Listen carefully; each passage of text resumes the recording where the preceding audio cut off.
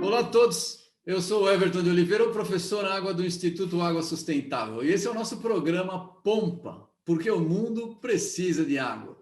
E precisa mesmo cada vez mais, e precisa de gente como a Suzana Maria Guico Lima Montenegro, que está aqui comigo hoje, que é uma amiga minha de longa data, uma profissional excepcional, né? Não dá nem para conseguir entender como é que ela faz tanta coisa ao mesmo tempo, vocês vão ver. Ela é engenheira civil pela Federal de Pernambuco, ela é mestre pela USP de São Carlos e doutora pela Universidade de Newcastle upon Tyne, com especialização em vários bons lugares do mundo. Ela é professora da Federal de Pernambuco e da Rural de Pernambuco. Ela também está no Prof. Água, que a gente entrevistou aqui. Se vocês quiserem ver o Jefferson, eu recomendo. E ela é presidente da Agência Pernambucana de Águas e Clima. Suzana, muito bem-vinda. Eu fiz um resumo aqui do seu currículo, né? Eu resumi para eu não ficar com inveja, porque tem tanta coisa. Então, se apresenta aí para o nosso público, para quem não te conhece, por favor. Olá, Everton. Obrigada pelo convite. É uma satisfação estar aqui nesse bate-papo. Só tenho que começar fazendo uma correção. Meu sobrenome é Gico. Ah, é verdade, é Gico. Mas é normal, mas é normal. É que eu estava lendo aqui o Newcastle upon Tyne, aí ficou inglesado o negócio. Mas enfim, mas é normal. Enfim, uma satisfação estar aqui. Eu sou uma militante aí da área de recursos hídricos, da área com vários aspectos, água superficial, subterrânea, sistema lótico, lêntico, qualidade da água, enfim, educação, ciência, enfim, sou uma militante e agora estou aqui no lado da gestão de recursos hídricos. Na verdade, essa é a minha segunda passagem, agora eu estou como diretora-presidente, mas eu já estive como diretora de regulação e monitoramento nos primórdios, no início, na criação da Agência Pernambucana de Águas e Clima, que é uma grande inovação e um reforço aí no nosso sistema integrado de gerenciamento de recursos hídricos, que tem outros entes, como os comitês, os conselhos de usuários, etc. Muito legal que vocês tenham uma agência em Recife, a gente vai voltar a falar disso daí, mas vamos contar, antes de chegar lá, conta para a gente aí, de Recife para São Paulo, para a Inglaterra e para o mundo, e de volta para Recife, como sempre, cuidando das águas aí. O que a visão cosmopolita te acrescenta de mais valioso, no seu entender, para melhorar o seu estado? Claro, que você tem uma dedicação tão grande. Eu sempre acho que os nossos problemas podem ser locais, regionais, e aí eu penso em Recife, região metropolitana, no estado, no Nordeste, no semiárido. Então, acho que nós devemos ter as preocupações, o foco local na medida do possível, se a gente tem meios de ajudar de alguma maneira, mas eu acho que a gente deve procurar também inspiração global. O mundo, a gente está numa era de globalização, então, sim, sair do Estado para voltar com visões complementares, com redes de contatos, porque isso é importante, ninguém faz nada sozinho. E aí, por todos esses lugares que eu já passei, eu deixei contatos muito importantes, amizades, contatos profissionais. Isso tudo a gente vai sabendo juntar na receita de bolo, né? Para ir dando certo de um jeitinho, de outro, e por onde passa a gente vai. Então, essa visão cosmopolita, ela me ajuda nisso, na questão da percepção de como é feito nos outros lugares, se a gente pode copiar, customizando, o que é que a gente pode fazer por etapas. Enfim, acho que é isso, é mais uma inspiração mesmo, sempre. Muito legal, muito legal. E você foi para vários lugares, né? Você aprendeu todas as línguas só por curiosidade? Não, Everton, eu me viro muito bem com o inglês, né? E o inglês acaba que a gente se vira em qualquer lugar do mundo, quase.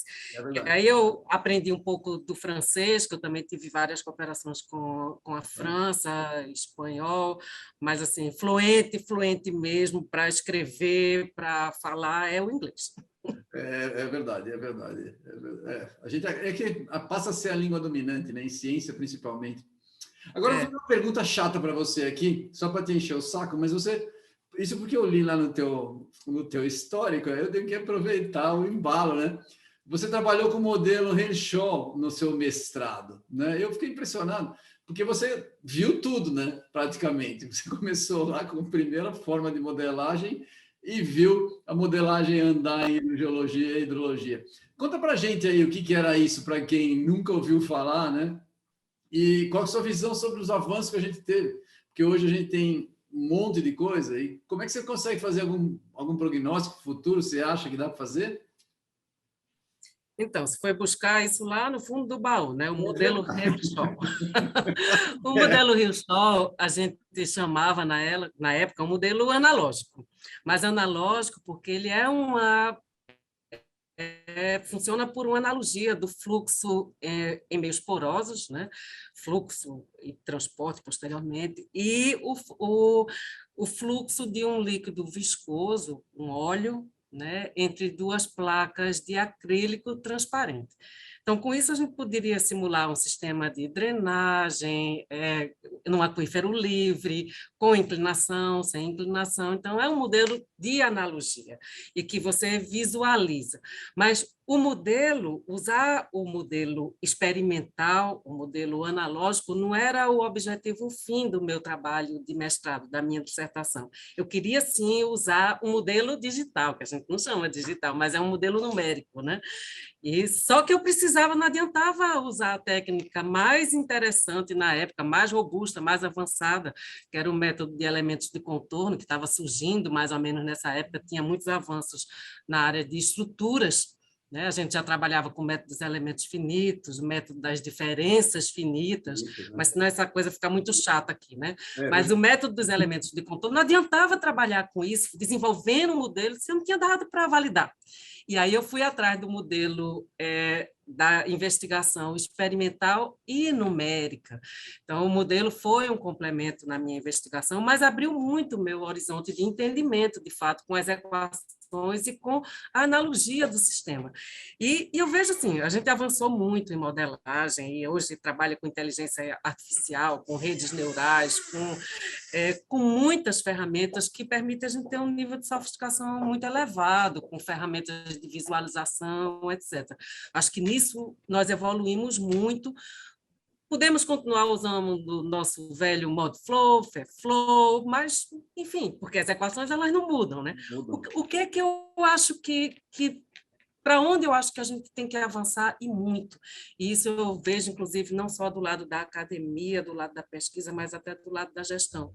Os dados, da confiabilidade dos dados, senão você não tem nada. Por isso que eu fui para o modelo Herschel, porque eu precisava dos dados. É isso. É verdade, eu concordo com você. Você acha que a gente consegue fazer um prognóstico? Eu acho, eu tenho... a gente não combinou nada, né?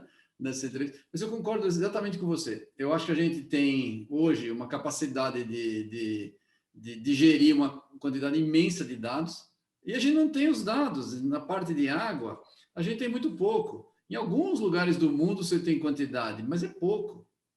A gente fala, o Brasil tem pouco, mas vários lugares também tem muito pouco, né? O que você acha? Você acha que a gente consegue evoluir nisso daí? Você está trabalhando por aí, você tem alguma ideia? Olha, eu acho que nós temos que investir em redes de monitoramento, isso vale para água superficial, água subterrânea, experimentos, né? Nós tivemos, e aí eu falo mais do lado da universidade, nós tivemos uma época, um programa de investigação com foco em bacias experimentais e representativas. E ali é um laboratório da natureza, você faz os experimentos de infiltração, de escoamento de base, então você precisa desses dados, senão você não tem como usar modelo. Então, acho que o investimento agora de fato, nesses programas de monitoramento. E aí, a nível nacional, estadual, em rede com as universidades, eu acho que se eu tivesse que colocar algum dinheiro no momento para essa questão de nós precisamos muito do modelo, que, por exemplo, nos aquíferos costeiros tem a questão do possível acréscimo, subida do nível do mar, prognóstico de mudança climática, mas de que adianta se você não tem um modelo conceitual, você não conhece o seu sistema físico, né? O seu sistema hidrogeológico, o seu sistema hidrológico, a integração dos sistemas. Então, eu já trabalhei muito com modelo na vida, eu acho que modelo hoje não é o grande desafio, é o que colocar nesses modelos. cada vez mais. E aí eu acho que a gente também tem que investir um pouco na incorporação das incertezas. É, Então, modelos estocásticos, modelos que, assim, que incorporem as incertezas que nós temos com as variáveis, com os parâmetros, enfim, porque sem você ter um modelo conceitual, não adianta ter modelo numérico, ter modelo em deep learning, é não verdade, adianta. é verdade. Eu não tinha formalizado esse raciocínio aí, foi legal você ter falado. Eu concordo com você. Eu acho que a gente tem a capacidade computacional cresceu muito mais rápido do que a nossa capacidade de gerar informação para ser digerida corretamente, né? É o que você falou, as equações não mudaram. A gente pode mexer um pouquinho com incerteza para a gente tornar isso mais próximo da realidade, mas as equações são as mesmas há 40, 50 anos, mais que isso até, né? Então, Isso. a gente só aprendeu a mexer com ela mais facilmente. Mas eu concordo com você. A gente precisa pensar. Isso é um negócio muito difícil, hein, Suzana? Né? Porque é uma mudança como eu falo assim, da cabeça das pessoas. O cara tem que entender que se ele não tiver as informações, ele não vai gerar os resultados, não vai interpretar direito. Não é fácil. Porque modelo, o que é modelo? Se a gente está falando de modelo, modelo é a representação de uma realidade. Se É, você não tem a realidade, você não conhece a realidade, como você vai representar? E aí você pode, mas aí a gente pode aliar também, eu acho que diversas ferramentas, né? Sensoriamento remoto, a geofísica, enfim, tem um conjunto de técnicas que podem ser aliadas, mas as pessoas precisam saber que isso é necessário, não é só pegar o modelo e apertar botão. a gente tem que fazer. Uma e outra. E hoje em dia a gente tem uma facilidade com sensores e com coisas, os valores são muito mais baratos para a gente gerar uma quantidade de dados boa. Então precisaria É. ter esses produtos e tem alguns, mas precisaria começar a usar de fato. Interessante. Eu vou pensar mais no assunto. Nós vamos voltar a falar desse assunto mais para A frente. gente vai voltar a falar, porque eu quero falar do ponto de vista da responsável pela gestão de recursos hídricos. E Exatamente. como a gente precisa dessas ferramentas de conhecimento para a prática da gestão, mas elas precisam ser confiáveis. É verdade, é verdade. Porque modelar e achar que é de um jeito, né? A gente já sabe. Você acha e na hora que você vai medir, você não tinha os dados, não bate com a realidade. É bem isso. Vamos lá, vamos falar do teu trabalho. Você é um trabalho que já é reconhecido na universidade. Eu não citei ali, mas você é vice-presidente da ABR Hidro, né? Você está em vários lugares, né? E é presidente da APAC. A gente sabe que tem uma distância grande de pesquisa, que é mais ou menos o que a gente está falando, e do que pode ser aplicado imediatamente.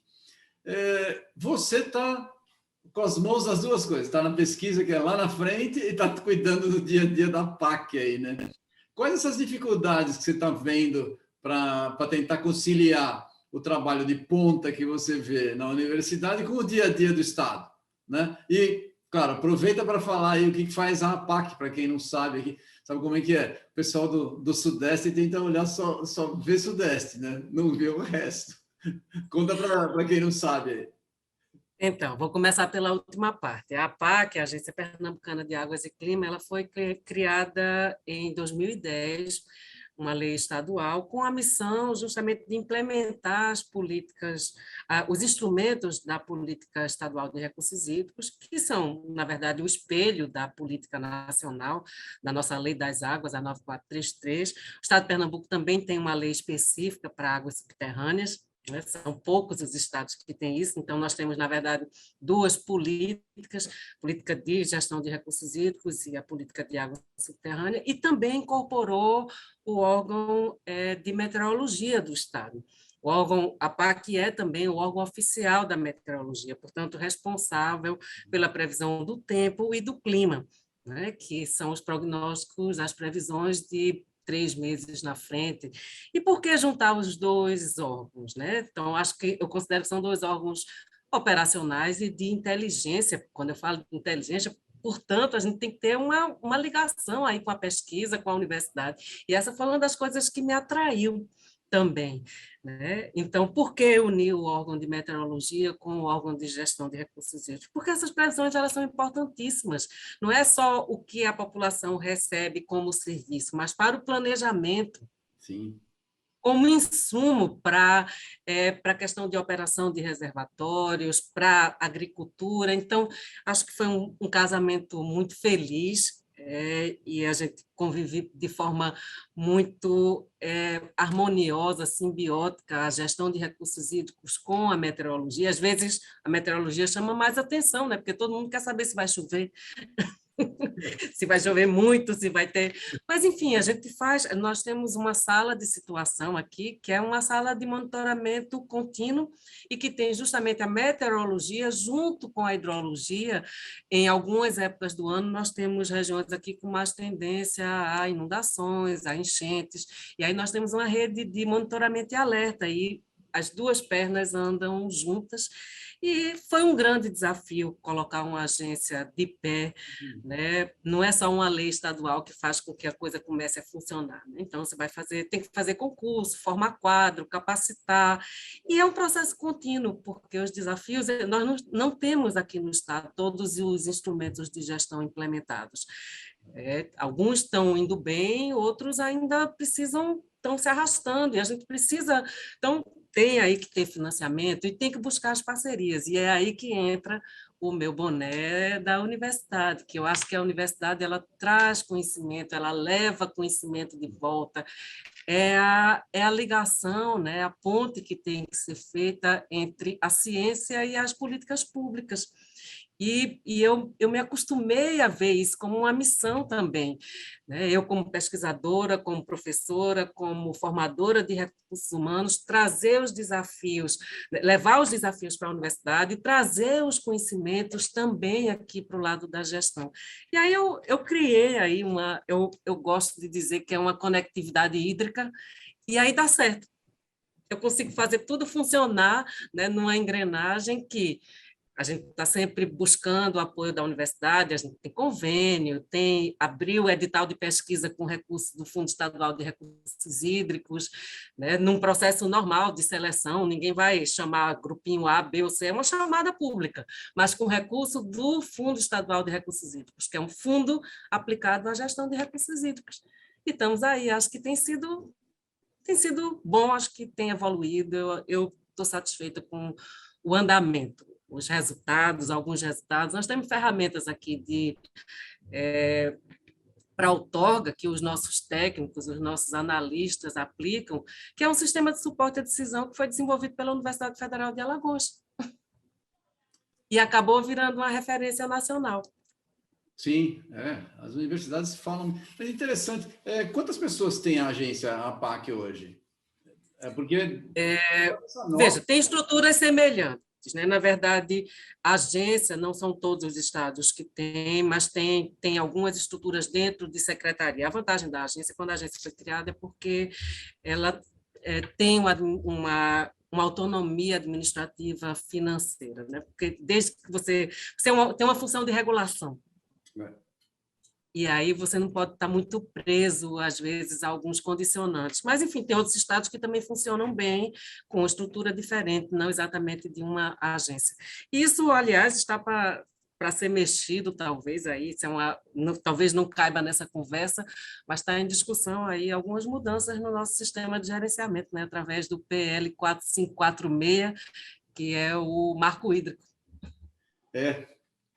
Vamos ver. Isso a gente está discutindo no grupo lá de recursos hídricos, né? Está cheio de dúvidas, mas eu tenho algumas opiniões. Eu acho que algumas coisas são muito boas, bem-vindas, se a gente não mexer, né? A gente está vendo que várias coisas não estão andando, a gente tem que testar coisas novas, não é verdade? Tem que testar, mas isso não cabe nessa conversa, não. É verdade. Não cabe. Acho que vamos depois a gente puxa um debate aí pela BR Hidro. Ontem teve um, aliás. Eu acho, concordo com você, concordo. Vamos voltar para o nosso papo aqui. Bom, você consegue levar o trabalho da APAC, então, com o pessoal da universidade, que é muito legal.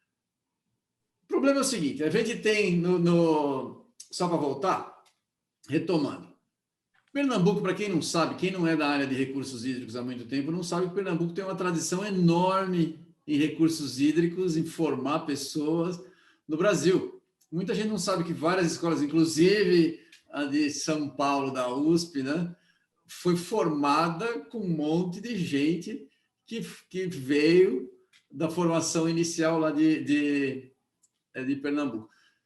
Tem ainda essa cultura, essa tradição? Como é que está isso hoje, Suzana? Você consegue enxergar isso? Porque tem muita gente... Eu ainda entrevisto pessoas que o cara saiu e foi estudar em Pernambuco, dá para ver muita gente, né? Ou seja, isso existe, mas que isso? Eu sempre fui apaixonada por essa área de recursos hídricos, né? Fiz iniciação científica, monitoria de hidráulica, fui fazer estágio em empresa de consultoria, na concessionária de saneamento, que tinha uma relação também, lógico, né? Então, tive várias visões, mas eu sabia que eu ia ter que fazer minha pós-graduação fora, porque nós não tínhamos pós-graduação eu sou engenheira civil, então nós não tínhamos pós-graduação em engenharia civil na área de recursos hídricos. O grupo de hidrogeologia já tinha iniciado sua pós-graduação, já estava se consolidando. E aí a gente foi realmente abrindo, tínhamos curso de especialização, quando eu entrei na universidade, já tinha um curso de especialização, mas não curso de pós-graduação, né? Então, a gente foi realmente aí recebendo, a princípio, várias pessoas do Nordeste, depois também outras pessoas do Sudeste, né? E aumentando esse número de cursos com áreas correlatas, com áreas afins. Por exemplo, eu também faço parte de um programa de pós-graduação com um conceito muito bom na CAPES, o conceito 6, em engenharia agrícola, que tem toda uma interface com a área de recursos hídricos, com a questão do uso eficiente. Enfim, eu acho que isso sim tem sido, que bom que a gente continua atraindo interesse, e agora eu acho que eu não estava cansado o suficiente ainda de trabalhar na formação de recursos humanos, a gente entrou no Profiágua, né, que é um mestrado em rede nacional, e a UFPE coordena um polo importante, que é o polo que congrega também representantes da Universidade Federal Rural de Pernambuco e do Instituto Federal, do IFPE. Então, acho que... Muito legal, muito legal. Eu gosto dessa história aí, porque as pessoas acabam não enxergando, né? O pessoal tende a olhar só para o Sudeste, né? E tem que ver que tem coisa muito boa, não precisa só vir para São Paulo, para o Rio, para estudar, que o Recife é um centro forte de formação. Vamos falar de água subterrânea, tornando visível o invisível, que é o tema desse ano da Unesco, né? O que você tem a dizer a partir da sua experiência? Porque você trabalhou com água subterrânea, foi editora junto da nossa revista lá, né? Da revista científica. Há trabalhos da APAC e da BR Hidro para melhorar a visibilidade e a gestão dos recursos hídricos especificamente. E, claro, não vou falar da ABAS, porque a ABAS tem a obrigação de fazer isso, que é a Associação de Água Subterrânea. O que você tem a dizer a respeito disso? Nesse ano, especificamente? Dá para falar um bocado, né? Porque minha vida inteira eu também tive uma relação muito forte com águas subterrâneas. Eu fiz meu mestrado foi diretamente ligado à área de água subterrânea. Quando eu entrei na universidade, eu logo me associei aos colegas da hidrogeologia e frequentava todos os eventos da ABAS, mais do que da ABR Hidro na época.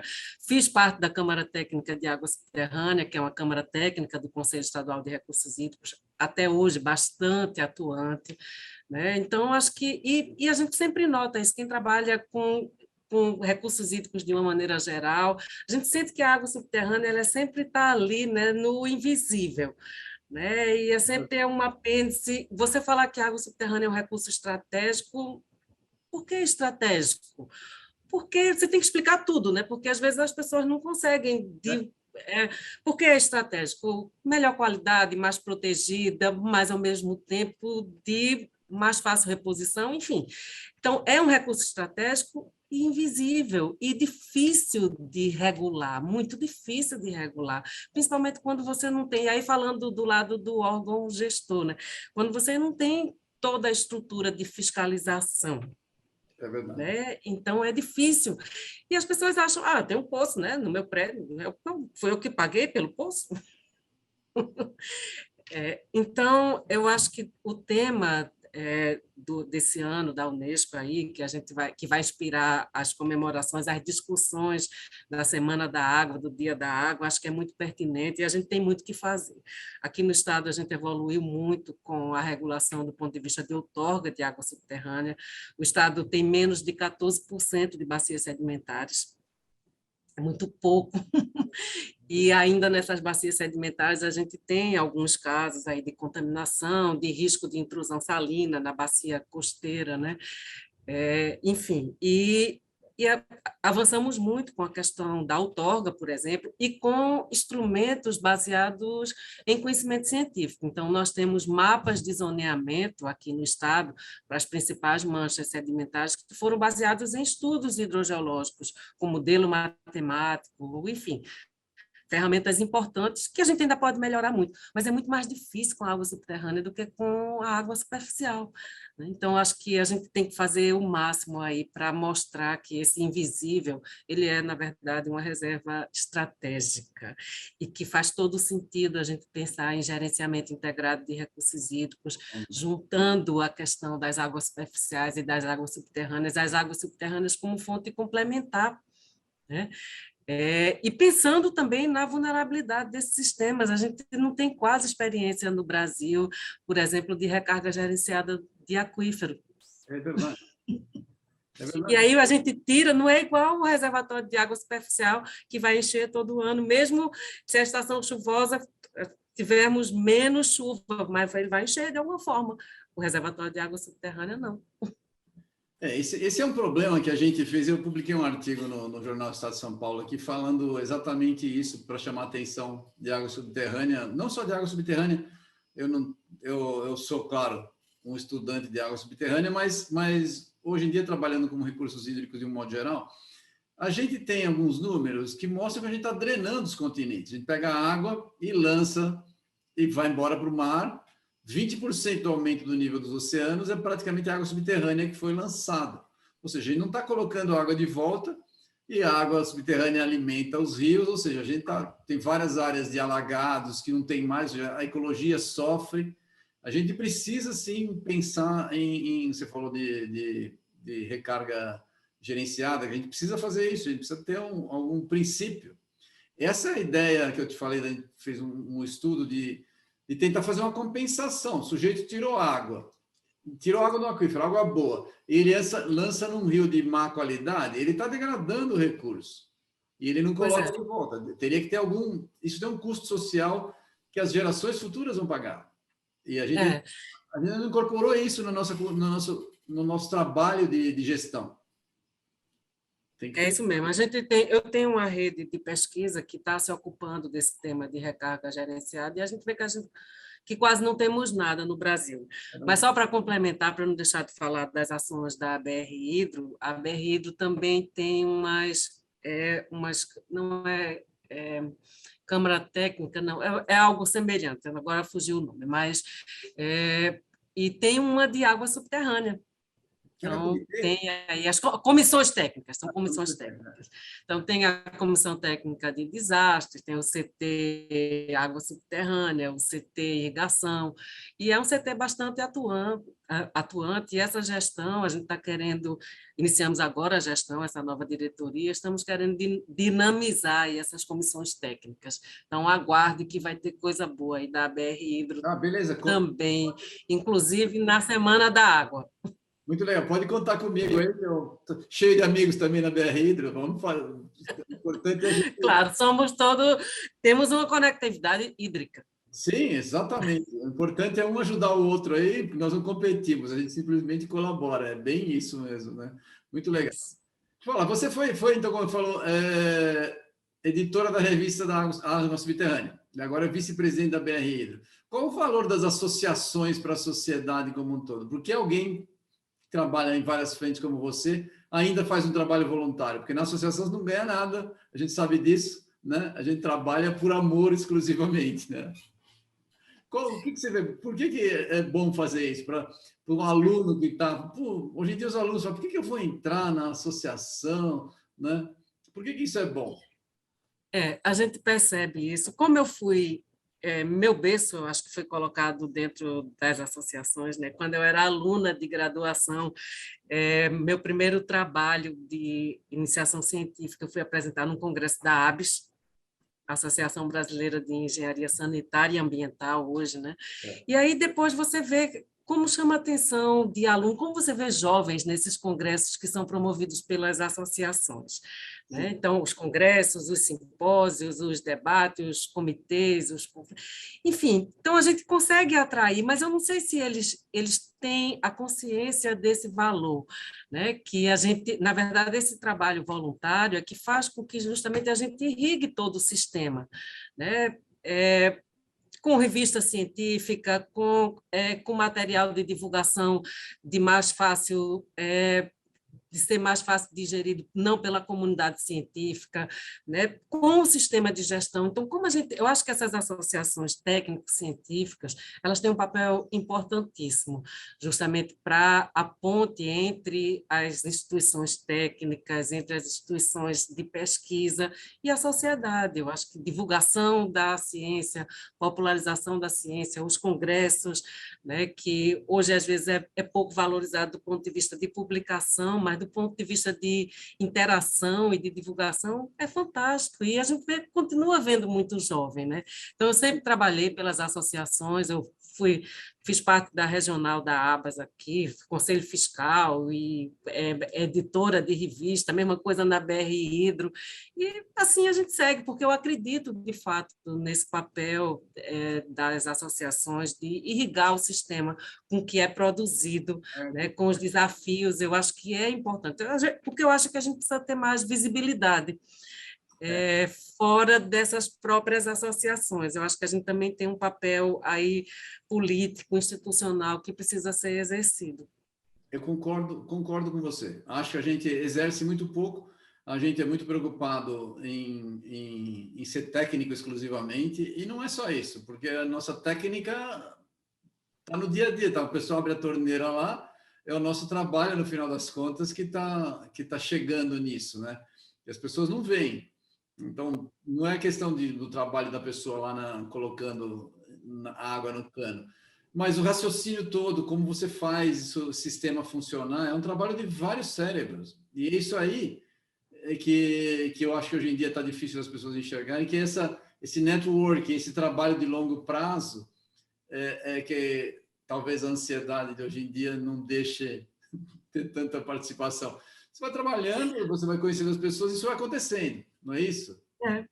E a BR Hidro, só para complementar, ela tem aí um papel muito relevante na própria Lei das Águas, né, na 9433, né, acho que hoje a gente vê qual a importância do trabalho da associação para todo o sistema, para a montagem desse sistema de gestão. Sim, para a criação da ANA, para a criação da... Isso, Claro, é verdade, é verdade. Tem que ter um envolvimento, eu concordo com você. Eu acho que a gente tem, por isso que eu criei o Instituto Água Sustentável, a gente precisa fazer uma melhor divulgação e um trabalho de comunicação social melhor com as associações. O problema é que a gente tem nas associações profissionais de algumas áreas técnicas e professores. E ninguém desse time aí trabalha com comunicação diretamente, né? Esse é o problema. Eu acho que comunicação é um pilar fundamental. E a gente está investindo nisso. Aqui na PAC, eu faço cobrança sempre, eu também coloco uma parte dos meus esforços, dos investimentos na área de comunicação. Eu acho fundamental a comunicação com a sociedade. E na associação, a gente também está inaugurando uma fase de mais cuidado com a comunicação. Não é que não tenha sido cuidado, mas eu acho que é um investimento e que, às vezes, a gente não colhe os frutos de imediato. Que eu acho que não é só uma questão de que não era feito. Mudaram os instrumentos. Hoje você tem internet, rede social, tem um monte... Podcast, YouTube, Instagram, redes sociais, enfim, tem muitas coisas que eu acho que são atrativas e que, inclusive, atraem os jovens também. Sim, os jovens é o que são mais atraídos. A nossa experiência na verdade, nós focamos no Instituto Água Sustentável, a gente está focando muito em redes sociais, porque a gente percebia que falar entre os técnicos a gente já consegue pelas associações, a gente tem um bom... As associações funcionam muito bem para isso, mas fora do nosso grupo é difícil. Fora do nosso grupo é difícil. E com as redes sociais tem funcionado muito bem. Deixa eu até falar, então, nesse assunto aí. A gente faz divulgação científica, né, com temas relacionados à água no Instituto Água Sustentável, né? Queria saber se você tem alguma sugestão ou se a gente pode oferecer trabalho para vocês também, porque a nossa ideia é uma associação sem fins lucrativos. A nossa ideia é trabalhar junto, oferecer trabalho dedicado com cérebro na área de comunicação para a água. Então, se tiver alguma sugestão, você é muito bem-vinda e a gente gostaria de colaborar com vocês, se possível. Então, eu queria, assim, de público, né, fazer um elogio. Acho que o Instituto ele cumpre um papel importantíssimo de divulgação científica, de popularização da ciência também, ferramentas mais lúdicas, coisas fora do convencional, que eu acho que são muito atrativas, muito interessantes. E eu acho que assim, a gente precisa... eu acredito muito na força das parcerias, né, que inclusive está lá relacionado num dos nossos ODS, né, os Objetivos do Desenvolvimento Sustentável. Então, assim, eu acredito muito na força das parcerias e eu acho que a gente sempre tem...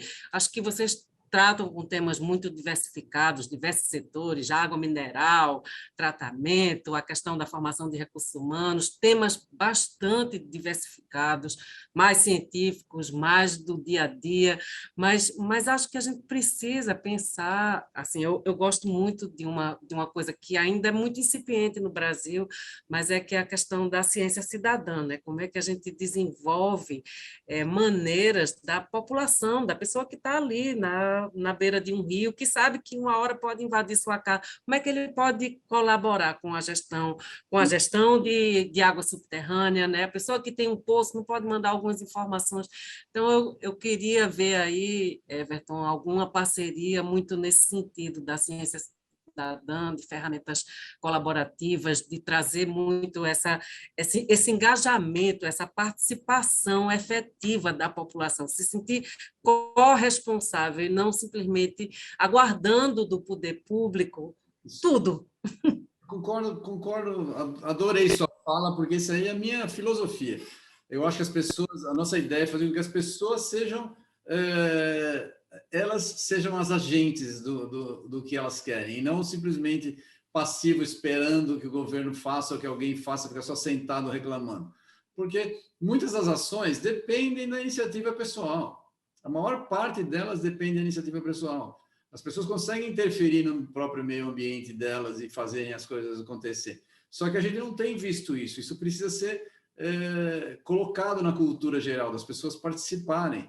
Elas mudam o próprio ambiente, conseguem melhorar a qualidade da água, porque elas são as responsáveis.